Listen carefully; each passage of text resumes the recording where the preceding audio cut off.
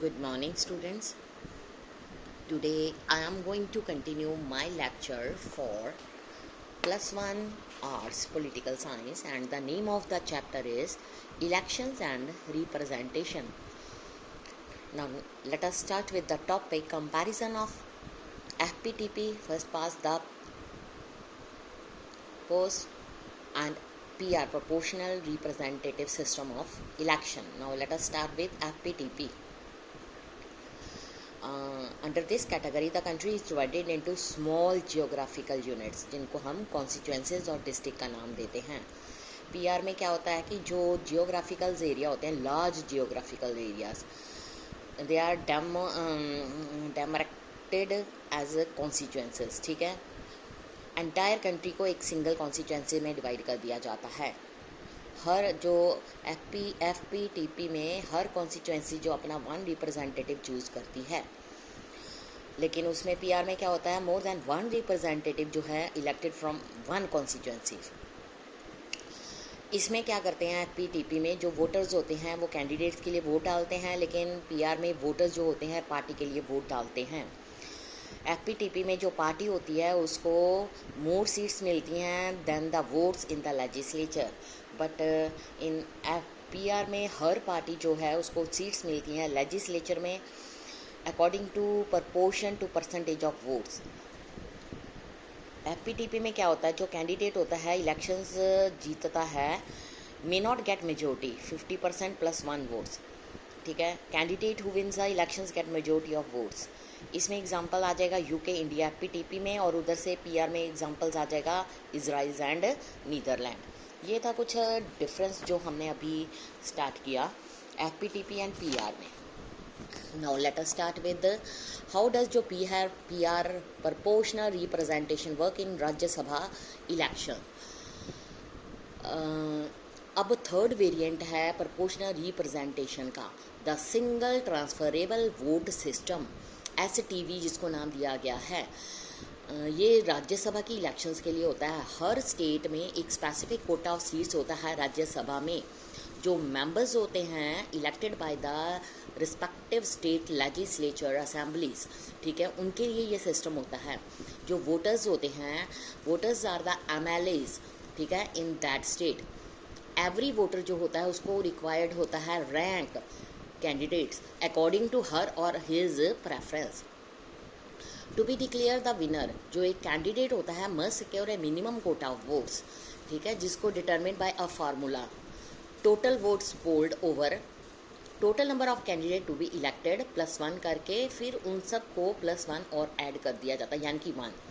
For example, इसको example से समझाया जा सकता है. In Rajya Sabha 4 members have to be elected by 200 MLA in Rajasthan. जो विनर हैं वुड रिक्वायर, उनको चाहिए 200, 4 + 1, ये बन जाएगा कटिंग करके 40 + 1, ठीक है, वोट्स. ये वोट्स होती हैं. जब वोट्स को काउंट किया जाता है it is done on the basis of first preference votes, जो सिक्योर की जाती हैं ईच कैंडिडेट के according, of which the candidate has secured the first preference vote.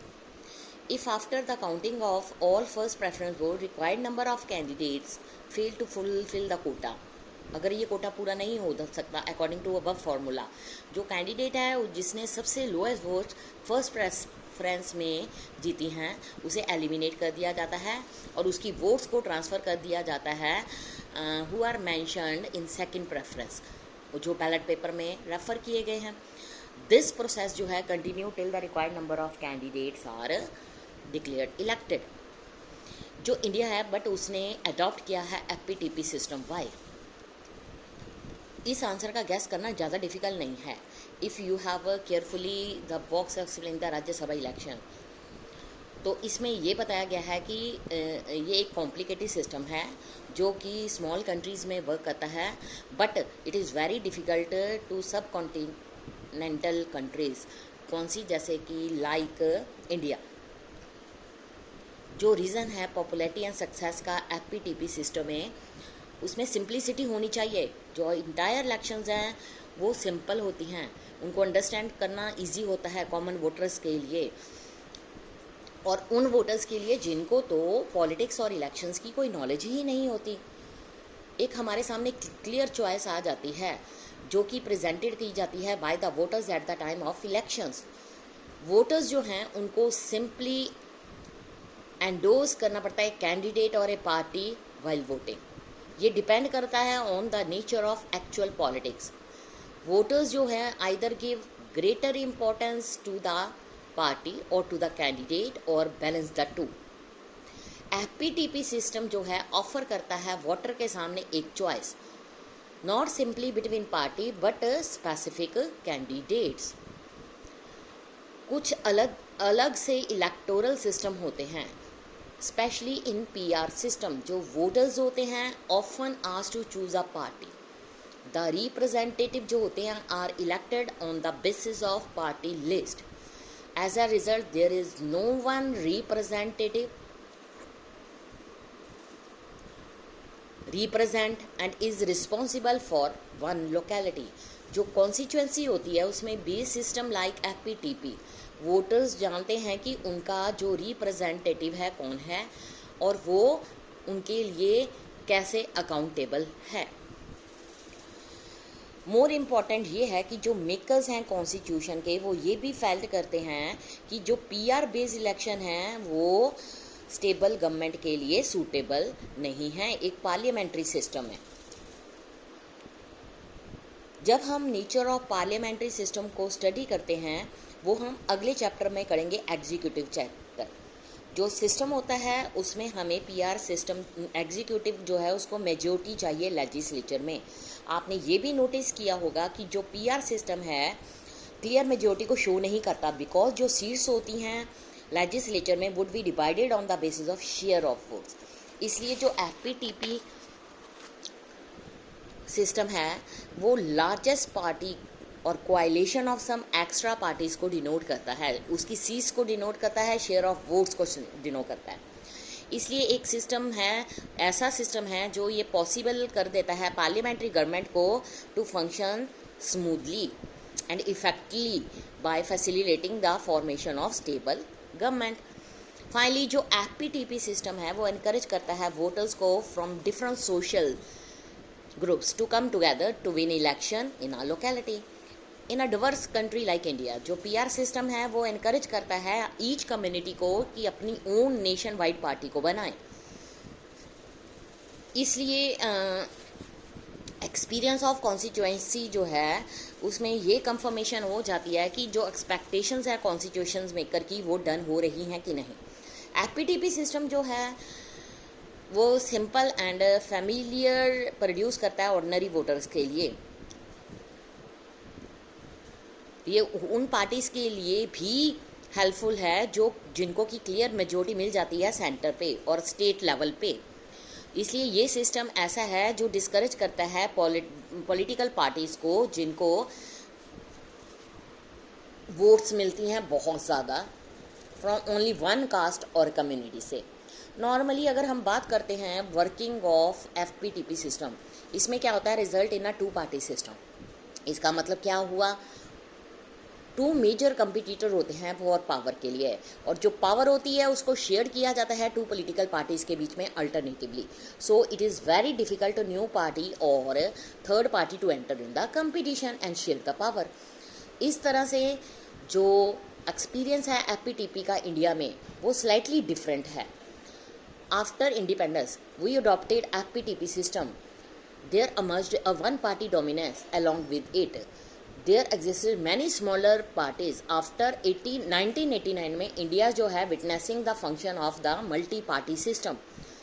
Same time जो बहुत सारी states हैं उसमें टू पार्टी कंपटीशन अराइज हुआ। बट अगर हम डिस्टिंग्विश करें between feature of India's party system, इसमें यह है कि कोआलिशन भी अराइज हो गई, उसकी पॉसिबिलिटी भी बन गई और बहुत सारी न्यू स्मॉलर पार्टी जो हैं वो इलेक्टोरल कंपटीशन में आ गई। Representation of constituencies. अब नेक्स्ट हमारा टॉपिक ये है कि हमने ये नोटिस किया कि जो एफपीटीपी इलेक्शन सिस्टम है इसमें कैंडिडेट जो है हाईएस्ट वोट्स एक पर्टिकुलर कॉन्स्टिट्यूएंसीज में गेन करते हैं। This often work to disadvantage of the smaller social groups. This is even more significant in the Indian social context. हमारे पास हिस्ट्री है based on the caste discrimination. इस category में एपीटीपी जो electoral system है उसका मतलब ये है कि dominant the social group and caste, वो जो है एवरीवेयर विन कर सकती हैं और उसके अलावा अपोज करती हैं सोशल ग्रुप को। कई बारी तो ये कंटिन्यू टू रिमेन अनरिप्रेजेंटेटिव। जो हमारा कॉन्स्टिट्यूशन है मेकर्स हैं वो अवेयर थे इस डिफ़िकल्टी के रिगार्डिंग। उनको नीड थी एक वे को प्रोवाइड करने की और शेयर करने के लिए फ्री एंड फेयर इलेक्शंस जो हैं हमारी कंट्री में कंडक्ट करवाए जाएं। ये इशू था, इस पे डिबेट हुए बिफोर इंडिपेंडेंस। उसके बाद ब्रिटिशर्स गवर्नमेंट जो है उसने एक नया सिस्टम इंट्रोड्यूस किया जिसको सेपरेट इलेक्टोर्स का नाम दिया गया।